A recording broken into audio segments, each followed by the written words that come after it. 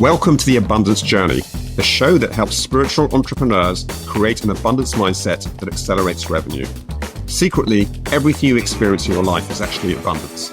Once you understand how to activate abundance, you find yourself in flow with your business and clients, so it's easy to create the revenue you want. The Abundance Journey is the only show that activates abundance for you, so you enjoy rapid results in your business. Here's your host, the Abundance Ambassador, Elaine Starling. You know, no matter how difficult your life might be in this moment, everything can change for the better in an instant. It can improve so much faster than you ever imagined. Now, unfortunately, a lot of people just don't believe this. It might surprise you to realize that there are actually some parallels between what we go through in human addiction recovery, like if we're addicted to food, the way I have been, alcohol, drugs, there's so many, cell phones, there's so many different kinds of addictions that humans get attached to. That kind of recovery is very similar from recovering from being just a human and not in touch with our spiritual selves, not really understanding, embracing, and living from our spiritual selves. Well, we are incredibly fortunate today because we get to talk to an amazing woman who actually experienced a miraculous transformation herself. Julia Jett spent years in alcoholic homelessness. She was panhandling, hopping trains, living outside. Well, she was able to rise above and started a massage practice that hit 6 figures in just 1.5 years. That was it. And beyond that, it was in a town where she only knew a handful of people and she only worked 3 days a week. Wrap your head around that. 3 days a week. Amazing. Well, now Julia is dedicated to helping healers grow their businesses and heal their relationships with money so they can reach next level goals. Honestly, Julia had to overcome quite a bit of trauma to create this successful healing practice. And now she's all about carrying that message that even if you've hit rock bottom, even if you feel that sense of not enoughness, you are entirely worthy of every single dream you can possibly dream. And you are very capable of success. Julia believes that growing a business must align with integrity, values, and spirit. Through mindset, organization, and consistency, that's when your stars align. Julia, welcome so much. I'm so happy you're here. I'm so grateful to be here. Thank you so much for having me, Elaine. You know, it's really interesting. There is a lot of energy around this topic, and there's so much energy that the grid blew out on me today, and I'm on solar backup right now. Thank heaven for my Tesla batteries. But it was like there was nothing going to stop us because this is such an important conversation to have. There's so many people who are struggling right now, and I want to make sure that we really connect our energies and get behind a solid intention so that we really are able to receive at a deeper, richer level than ever before. So there's a couple of different things that we're going to do. We are going to breathe together 3 times. And as we breathe in through the nose, think the words, I am. And as you breathe out through the mouth, think the word consciousness. So 3 breaths, I am consciousness. And then I'm going to read our intention. Our intention is how we want to feel and what we want to create as we are having this time together. It's kind of like typing into a spiritual GPS. This is where we want to go. Thank you very much. Help us get there. Because Julia and I don't have a script. This is all extemporaneous. This is all channeled. This is all the divine speaking through us to each other and to you. So having that solid intention and then holding it for 78 seconds really helps the divine lock in to that vibration. Now, there's 2 things that can help you because it's very easy to get distracted over 78 seconds. Believe me. I know I'm human too. Yeah, this thing hits me too. So 2 things that really make a difference. Pick 2 or 3 words from the intention that you hear that in that moment feel expansive and uplifting and exciting to you, because that's a sign of higher vibration. And just repeat those words over and over to yourself. And it's much easier for the divine to lock into that higher vibration. The second thing is notice what's happening in your body, because you will feel things start to move. It might make goosebumps. It might make a sense of heat that suddenly rushes through your body, or discomfort in a foot moves to discomfort in a hand. Believe it or not, all we're after is getting the energy moving. That is a sign that the divine, the God of your understanding, has locked in and is already starting to move the energy to our intention and make it happen, make it real. I've talked enough. Are you ready to play, Julie? Oh, I'm very ready. Awesome. Let's breathe together 3 times. Breathe in, I am. Breathe out, consciousness. Breathe in, I am. Breathe out, consciousness.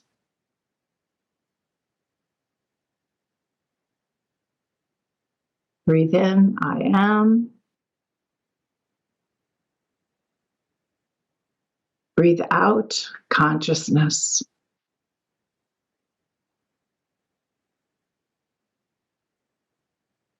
In love and light, we hold the intention that we release all old energy, trauma, and excuses, replacing them with a deep inner knowing that we are the embodiment of divine love, richly deserving of divine blessings and grace. So we realize lives of abundance and fulfillment. Thank you, divine. Thank you, thank you, thank you. It is done.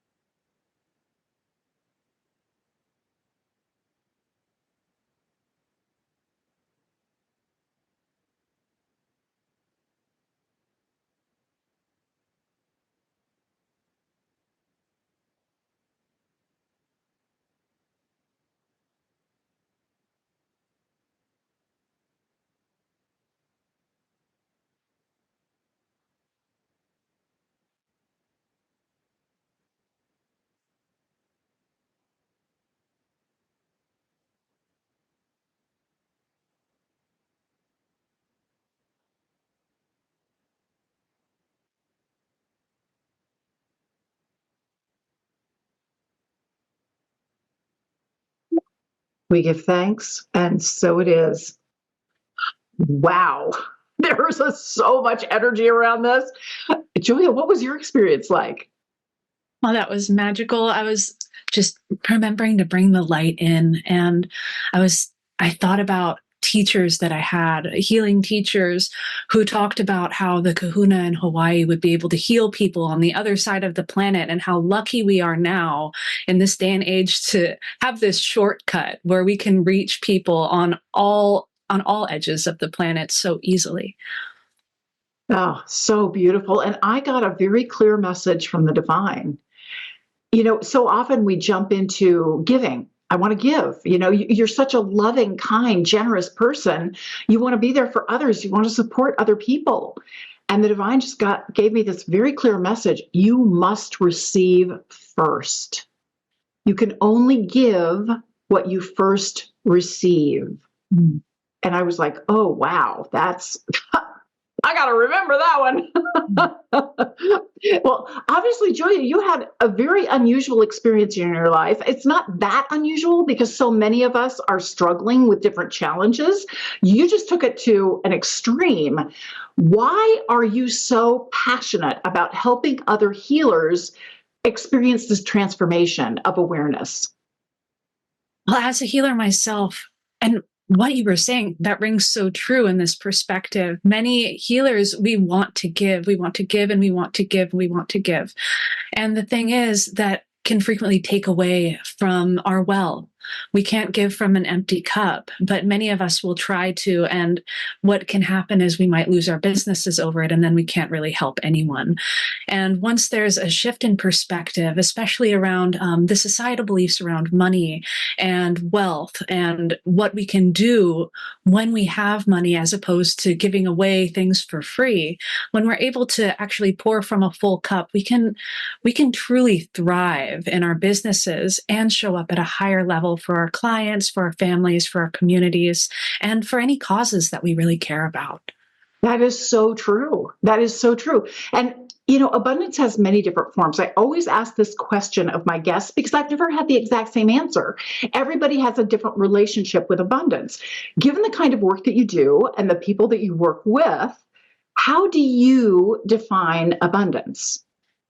To me, abundance is freedom. It's a way of having that freedom of time, that abundance of time where you can make choices. You get to have the freedom of choice. You get to have the freedom of time, and you get to have the freedom to get what you need to get. You can buy what you need to buy, and you get to have the choice of comfort and security and the way that you want to show up in your relationships with others and with yourself. I love that. That is wonderful because, ultimately, it all comes down to how we feel about ourselves. We don't realize it, but the way we're showing up, people really pick up on it. We have micro expressions on our faces that we don't even realize we're doing. And yet you can read kind of what I'm thinking. If I'm skeptical or if I'm really excited, I lean in and my eyes open up and I'm eager to hear more. We don't realize how much of a vibration we put out just being who we are. And having a sense of joy in being who you are is really the beginning of the abundance that you want to create. It starts in an electric world. We are all vibration. We are all energy. And so when we can get that emotion, my favorite is that emotion of grateful curiosity. Grateful curiosity is amazing because we have these things called mirror neurons that are behind our eyebrows in our brains. So when you're experiencing something, when you're sharing your story, I receive the benefit of your experience without having to experience it myself. It's kind of like a shortcut, a mental shortcut. Yeah, beam me up, Scotty. We're doing the Spock mind meld and we didn't even know it, right? So it's amazing when we're willing to own who we are and love who we are exactly as we are. And I think that's one of the biggest challenges people wrestle with. I entirely agree. And that's definitely a challenge that I faced for a really long time. And, I wouldn't say that I never face it anymore. The way that I face it and the way that I feel about myself is, of course, transformed. It transforms for all of us.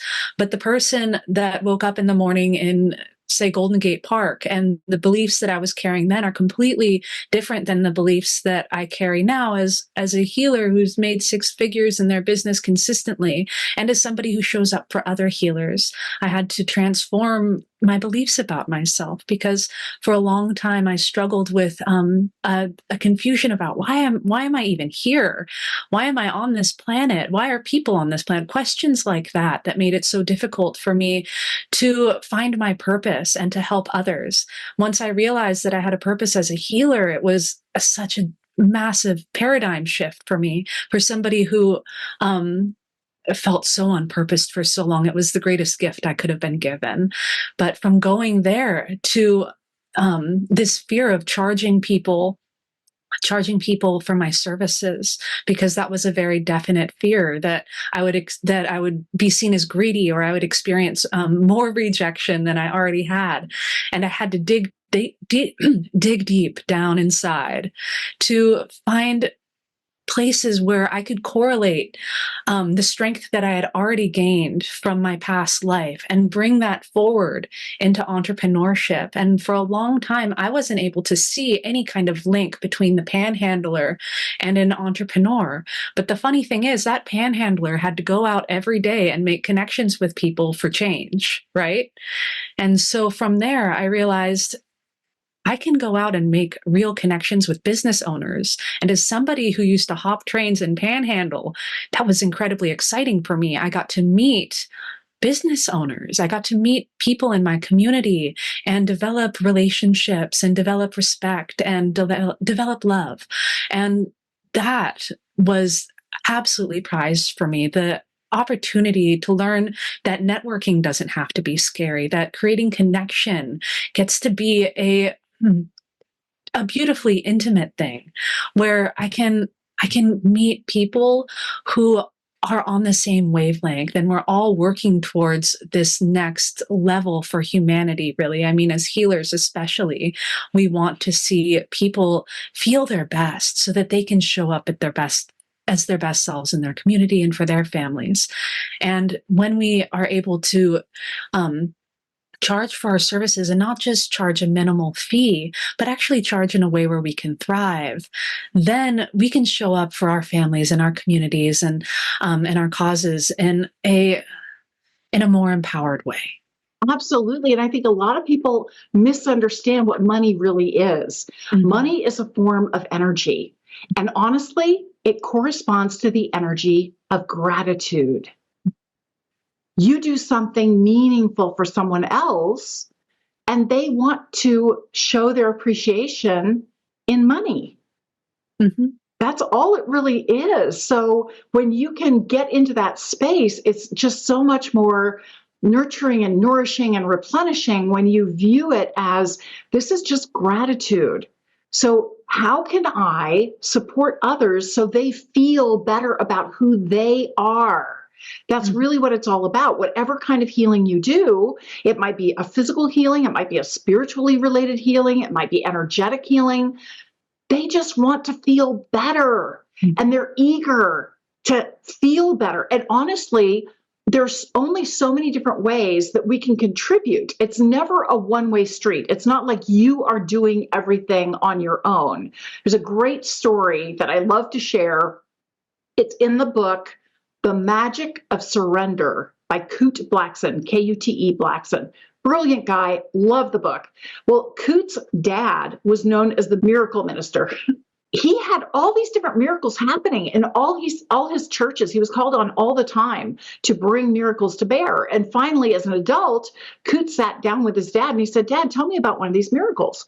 And his dad said, "Well, I was called in to meet with the king of a country where we were from Ghana. And he was in London. He'd had a stroke and half of his body was paralyzed.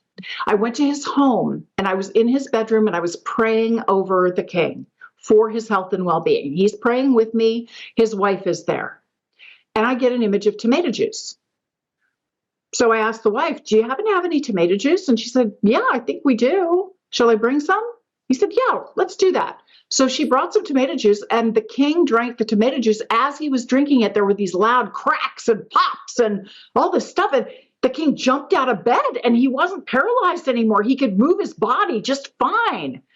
And Kute's talking to his dad. His eyes are huge. He's like, "Dad, how did you do that? How did you create this miracle?" And his dad said, "Oh, son, I didn't do the miracle. God healed the king. All I did was stop doubting, stop questioning, stopped evaluating, stopped critiquing, stopped analyzing the messages that come through. I am an open conduit for the God of my understanding to do the work. I'm just the distribution mechanism. And all I'm trying to do is be as open as I possibly can." And just to circle back to the kind of work that you're doing with those healers and you yourself are doing as a healer, it's you plus the person you're working with collaborating together to improve their health and well-being. You are opening yourself up to let that divine energy flow through you to deliver exactly what they need. They are opening themselves up. And part of how they do that, they invest the time, they invest the belief, they invest the money. They must make a contribution or they do not receive. Is this making sense to you? Is this sounding logical to very you? much. Yeah. I always thought that the term healer can be a little confusing because although it's shorthand for me, it's people can easily understand that. At the same time, I don't really heal anyone. I can show the path. I can show the body the path to healing. I can show a mind the body, I can show the mind the path to healing. But I don't do the healing. The person that I'm working with does the healing. Their body is doing the healing. I can only shine the light on the path. You know, it's making more sense to me, that message that I got while we were holding the intention that you must be willing to receive. Yeah. That is so profound. Well, you work with lots and lots of different people in different kinds of industries, all kinds of healers. And I'm sure that you've noticed over the years certain kind of common areas where they get stuck. What's happening for your clients before they start to work with you? Well, many of my clients feel disorganized in their businesses, and they might be wondering where their clients are.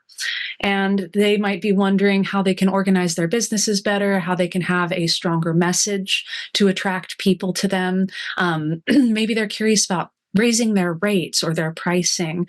And so these are definitely key areas where I can help people. I can help them create systems and package their offers that are so that they're attractive to their potential clients, as well as pricing those offers so that people can get excited about it and that they can feel good about how they're charging and how they're showing up in their own pricing. Because I know for many healers, it can be kind of scary to talk about money. But like you were saying, money is an energy, and money is also a something of a somatic experience. It's also a it's an emotional energy as well. And that emotional energy that we connect with money, it's going to choose the experience that we have. And we get to choose. We get to intentionally choose how we're going to show up in our businesses, how we're going to show up around money. And so when we choose to feel empowered around money, when we choose to feel empowered around pricing, then we get to empower our businesses as well. And so when I work with clients, we're able to get much more organized around what their business needs in order to attract people into it so that they can charge what they need to charge, so that they can thrive, so that they don't have to just skirt the level of survival anymore, so they can really step up and expand and take up space in the way that they're meant to, shine their light at their fullest. I think for a lot of people, there can be that fear around money, but really what money is it gives us the power to shine our light at full blast. Really, we get to truly be ourselves and show up in the way that we're meant to. So once we empower ourselves around money and empower ourselves in an organized way around our businesses, and we really align ourselves not just with being like, okay, well, money isn't all bad and business isn't all bad, because business and money are amazing. These are the keys to freedom. That's why entrepreneurs love entrepreneurship. It's keys to freedom. And that's why we show up every day. Well, sometimes not every day, right? Sometimes only 3 days a week. But this is why we show up and do whatever our calling is. It's because we want that freedom. We want to work with who we want to work with. We want to charge what we want to charge. We want to work during the times that we want to work. And so when we find ourselves not aligning in that way, when we're not working, when we're working 8 days a week, or we're undercharging and we know it, or when we're working with people that we don't even really want to work with, then we're out of alignment. And it's really time to start looking at the ways that we can align and how the ways that we align actually connected with spiritual principles, because some words like policies might sound scary, but really policies are deeply connected to having integrity. And integrity is an important spiritual principle. We have to have integrity in business. It's an important value for us. And that's just one example. I love it. I love your take on this. It is so powerful. It's really interesting. The human condition, we naturally gravitate towards safety and comfort. That's what we want. We just want to feel safe, and we want to be able to hang out on the couch and eat the bonbons and watch TV and not have to think about it, not have to worry about things, right? I love bonbons. Sadly, I know bonbons are the best, but I'm more of a tortilla chips gal, but that's okay. Pick your poison. The challenge is that the divine really wants us to grow and contribute. Mm-hmm. That's really what it's all about, is growth and contribute. So if you get too stuck in that safety and comfort, you start to feel edgy. You start to feel a lack of confidence. You start to feel like, oh my gosh, the stuff is going to hit the fan any minute. What do I do now? Because you've spent too long trying to coast. When you shift back and get into that space of, okay, I'm growing, I'm learning more about my business, I'm setting up the infrastructure and the systems and processes, I'm really evaluating who I want to work with, how I want to show up to support them to be the best they can be and feel really good about themselves. As you start to get into that, you are contributing. Just having the intention to support people and envisioning who they are, how they are now, and how you choose to help them become. You create who you are going to be working with. You do. Energetically, you create that first. And as you start to do those processes, your confidence builds, your self-assurance builds, you're empowering yourself to be the best you can be. And that in turn allows them to be the best them they can be. Mm. I know I'm preaching to the choir here, but I love what you're doing. I just wanted to say it in a slightly different way. Oh, I love what you're saying. It's perfect. Well, Julia, you obviously experienced a pretty radical transformation yourself. And I know for me, every time I want my external world to change, I have to be willing to change something inside. Mm-hmm. You talked about beliefs. Mm-hmm. What did you have to shift that allowed you to have this transformation? Oh, goodness. There's so many things that I had to shift because there was so many things needed to shift. But I think the first thing that needed to shift was just being okay with having a purpose and wanting to be part of it, really wanting to be part of society and wanting to be an entrepreneur, because at first it could seem kind of scary. You know what? Like, being an entrepreneur for me was an accident. I didn't mean to be an entrepreneur. I thought that I was going to work for a chiropractor, and instead it turned out I was going to rent his office. But the thing is that I had manifested that situation.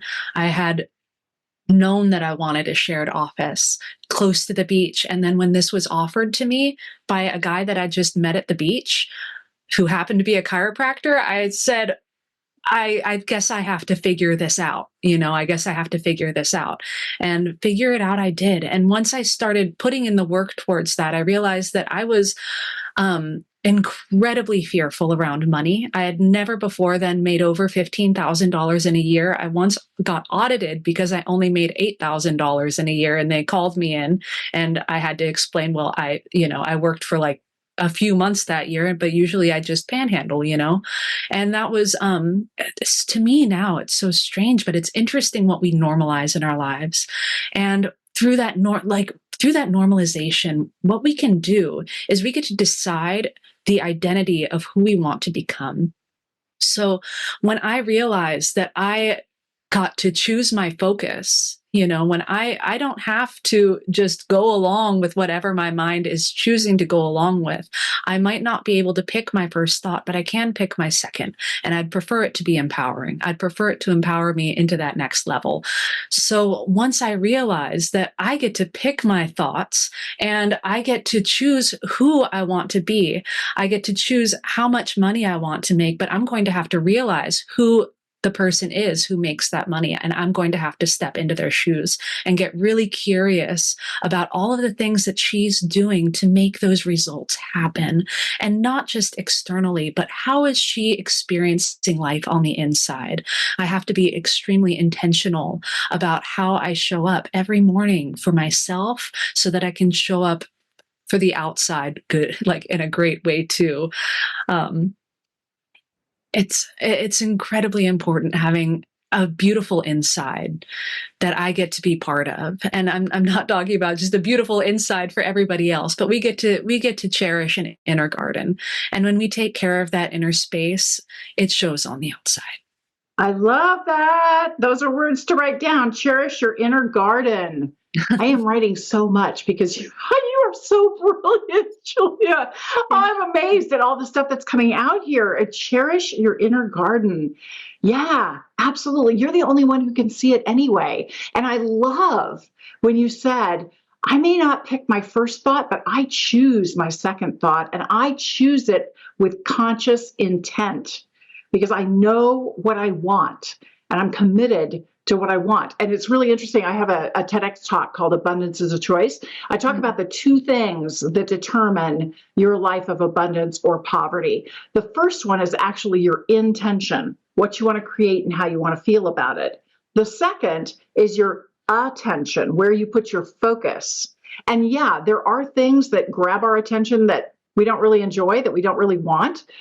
And yet I was told by the divine, they were like, hey, we're just tapping you on the shoulder, reminding you that you're in partnership with the divine, with the God of your understanding. That means whenever you notice something that you do not want, you notice homelessness, you notice someone struggling, you notice conflict somewhere in the world, you notice a natural disaster somewhere, anytime you see anything like that, we are reminding you that you need to send love and blessings to everyone involved or impacted by that situation. That's what we're asking you to do. As soon as you send that love and blessings, then we, the divine, can work through that to make that happen and improve their lives. We don't expect you to suddenly go out and solve world hunger. That's not what it's about. We're asking you to step up and participate. And this is how you participate. It's easier than you realize when you have so much power because you are able to plug in to that incredible energy source that we call the divine to help make everything real. Now, obviously, I would love to have a magic wand. It would be so nice if you could just help all of us instantly overcome the challenges that we're dealing with. It's usually a series of baby steps. Instead of focusing on the top of the mountain, we can focus on just getting to that tree a little bit up the path. What would you recommend we focus on as the first one or two baby steps to get us going in the right direction? Start noticing your thoughts. Notice what your thoughts are. And instead of judging your thoughts, decide if they're in service to you. We can decide if we want to keep these thoughts or if we'd rather replace them with something that's more empowering. One of my favorite things I've ever heard from one of my friends is thoughts are for entertainment purposes only. That is so true. Every now and then I'll get a thought that's completely not in service of anything or anyone. I'll just say, well, that was entertaining. What would I like to replace that with, or maybe sometimes it's just something entertaining and you can just let it float by like a cloud, But once we really start recognizing and we start noticing what's going on in our head, then we're able to move forward with that. I hope I don't botch this quote too much, but Carl Jung said, as long as we keep the unconscious conscious, we're going to just accept it as fate. But the thing is, once we start being really conscious of what's going on in our minds, what we're doing unconsciously, what our minds are choosing to do, then we can really step in and be like, you know what? I want to think something else. I want to choose something else for myself. I want to choose this path instead. And our neural pathways are so much like pathways in the forest. And, sometimes there's a big wide pathway, and that's the path that we're used to taking. It's the path that we maybe take every day. And that's going to be the path that our mind's going to choose all the time. And even in cases of extreme stress, it's going to be like, big path, we'll take that big path. And sometimes that big path might not be the most serviceable path for us. But if we've taken in thoughts or beliefs when we were small, from the ages of 0 to 8, when our unconscious mind is first getting developed, then it's going to be easiest for us to unconsciously take that route, even if it's not serving us, rather than doing the work that we're talking about right now of forging a new path and cutting that new path and trimming the sides back and starting to use that new path every day, so that even in times of stress, we're not just running through the forest trying to figure out what to do. We have a path. We have this new path that we're building, and we can choose to take that new path.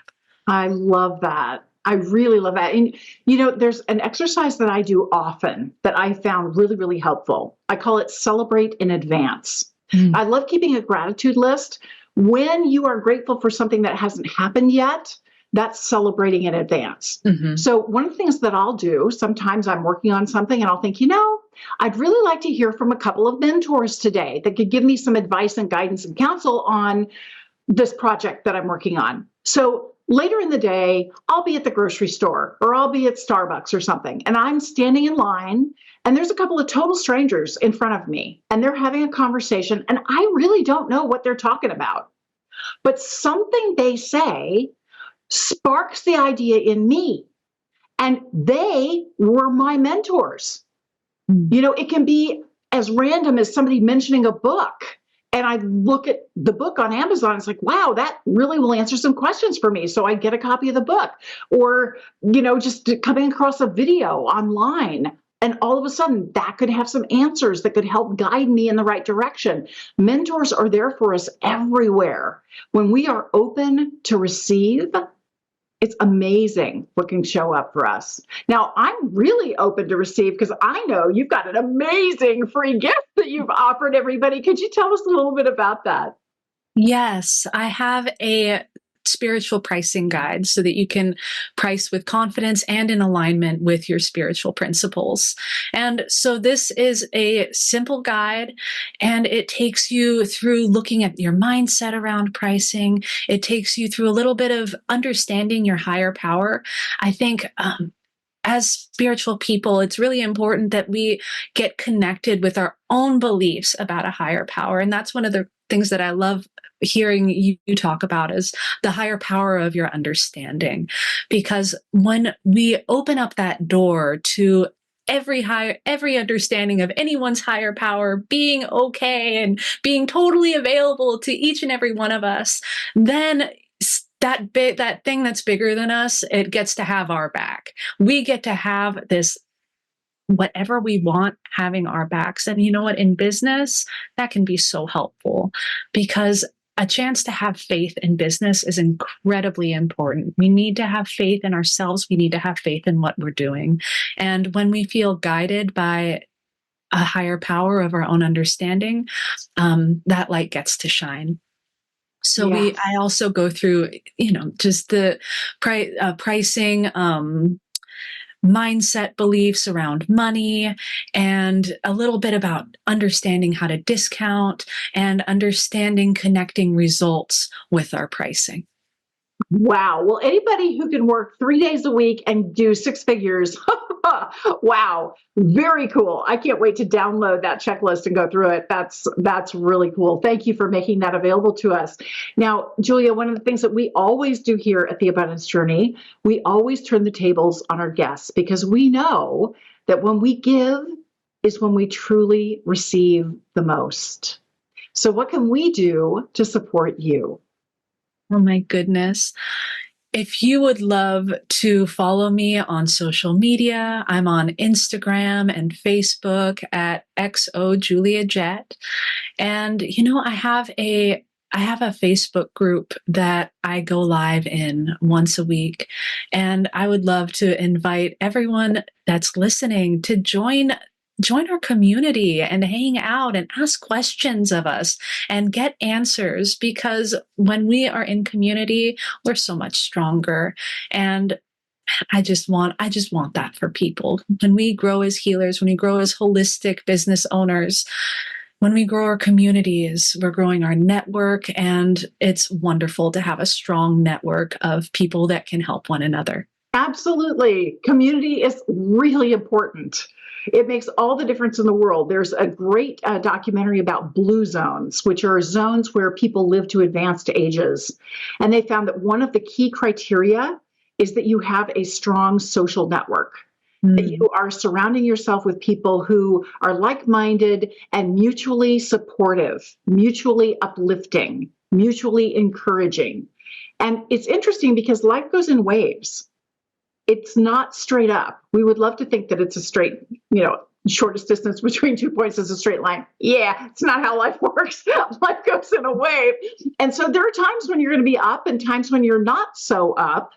And all you need to do is remind yourself that you're connected to people who believe in you, love you, support you, and encourage you. I mean, just breathing with us at the beginning of this show, you connected your energy to mine and to Julia's, as well as to your higher power and to everybody else who has ever listened to or watched this episode. You're connected. So when you're feeling a little don't worry about it. Connect in with us. We have pretty high vibe energy, and we will pull you right up again, because we believe in you and we know what an incredible blessing you are. Speaking of blessings, Julia, thank you so, so much. You've given me a bit of a dilemma. I have 4 pages of notes. Oh my gosh, so much brilliance today. Thank you. Thank you so much for having me here, Elaine. I truly appreciate it. Oh, what an amazing conversation. Stick around, everybody. We're going to activate abundance in just a moment.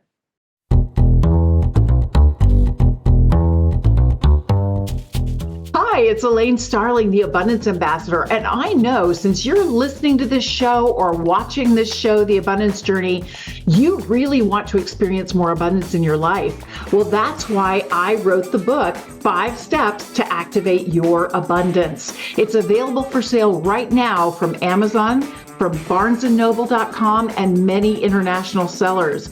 And I want you to pick up a copy because I'm really opening the kimono here and sharing all of the information you need to experience abundance in every single aspect of your life. The book's divided into 3 parts. Part 1 is called Meeting the Divine. This is where I share my near-death experience and the conversation I got to have with our higher power during my stroke. In Part 2, Messages from the Divine, I share the best practices that I was given, the secret sauce in how life actually works. And so you understand really why you're here and how you can make the most of your life so you love every single moment. And then in the Part 3 is Partnering with the Divine. That's where I go into each of the 5 steps to activate your abundance and explain exactly why it works so well. So take a moment to pick up a copy. It's available as an ebook, a paperback book, an audiobook, and a video course. So however you like to absorb information, abundance is waiting for you.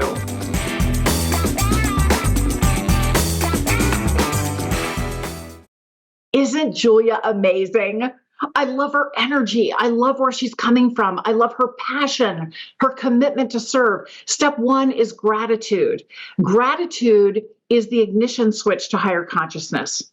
Gratitude is the acorn to your abundance tree. When you can get into that space of grateful curiosity, you tend to lean in. Yes, there's something you would like to accomplish, and you're not exactly sure how to get there yet.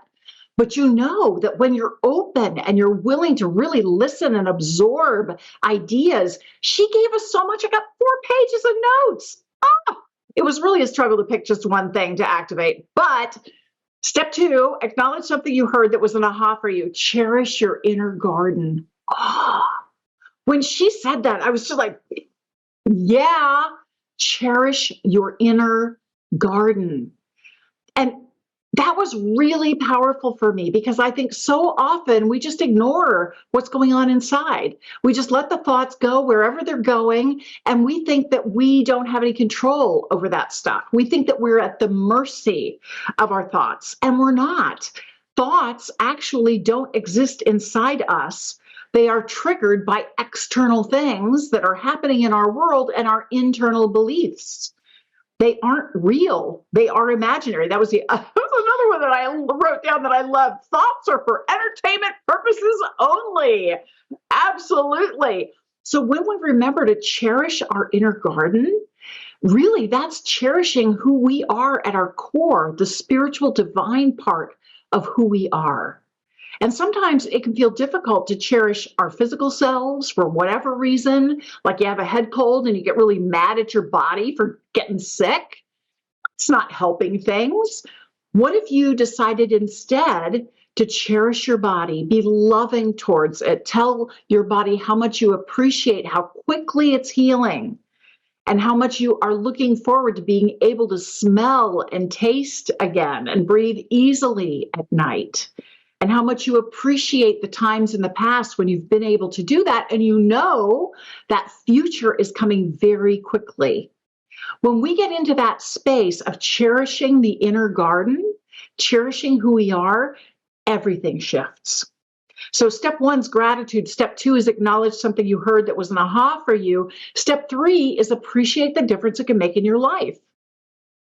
Honestly, when you choose to celebrate your inner garden, you are choosing to believe in your divine self. You don't have all the answers yet, and you're okay with that. You realize that it is a beautiful opening, a beautiful enlightening experience of discovery. When you stay in that space of grateful curiosity and wonder and delight in what shows up for you, it's amazing how the blessings start to really pick up momentum and you're able to receive in a much deeper, richer way because you stop trying to control everything. The human mind would love to have everything in nice, neat, organized boxes. But what we learned from the tomato juice story is we don't have to question everything. We don't have to evaluate everything. We don't have to analyze everything. We can just let it come into our awareness and recognize that everything is designed to be a blessing for us. So now we start asking smarter questions. How might this be a blessing for me? How am I being guided to practice skills that can really serve me? I'm often reminded to practice listening because, if I tuned in a little bit more, I might pick up on something that could really serve me. The divine will also say, we had you say that because we were hoping that if you said it and you heard it at the same time, maybe you'd actually start doing it. We're trying to get your attention in all these different ways, honey. Work with us here. So step one is gratitude. Step two is acknowledge something you heard that was an aha for you. Step three is appreciate the difference it can make in your life. I get to take total control over my life. When I celebrate my inner garden, I get to create my future and create my life. How can it get even better than this? Step four, we're going to activate it. This is where we take a concept and turn it into physical, tangible reality. There are three different ways that you can activate your abundance. The first one is to schedule time, like grab your calendar and write down when you're going to do this. This is something that's ongoing. So what I do is I consider journaling to be a part of scheduling time because journaling is a great way to write down your thoughts, write down your ideas, write down what's happening for you, understand when a thought is serving you, celebrate in advance the experiences that you choose to have today. And that allows you to get that objective perspective so you can make those tangible shifts in your life. So step one option is to write it down in a journal or schedule time to get it done. The next option is to create a physical trigger like crossing your fingers or tugging on your earlobe as a reminder Am I tending my inner garden? Am I cherishing my inner garden in this moment? Am I showing up as the fullness, the authentic, true me, which is pure divine love, as that infinite divine grace and blessing that I am? When I choose to show up that way, people get to receive that. I get to choose that that is who I am being, is my real authentic self. How cool is that? And all it takes is a little physical reminder before I walk in the door and I start to work with that client. This is how I choose to be. I'm getting out of the way and I'm letting that divine energy flow through me, not only to nourish and enrich me, but also to nourish and enrich my client, whoever I'm meeting with. So the third way that we can activate abundance is to declare what you are doing. I am cherishing my inner garden. And it really helps when you work with an accountability buddy, somebody who knows you, who gets what you're all about. You share your intention, what you want to create and how you want to feel. And they are able to observe what you're doing. They're like, you said that you were going to be watching your thoughts and you wanted to change your thoughts to be more supportive and empowering.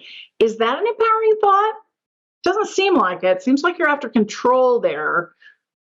Do you want to reconsider that? Is there a better thought we could choose?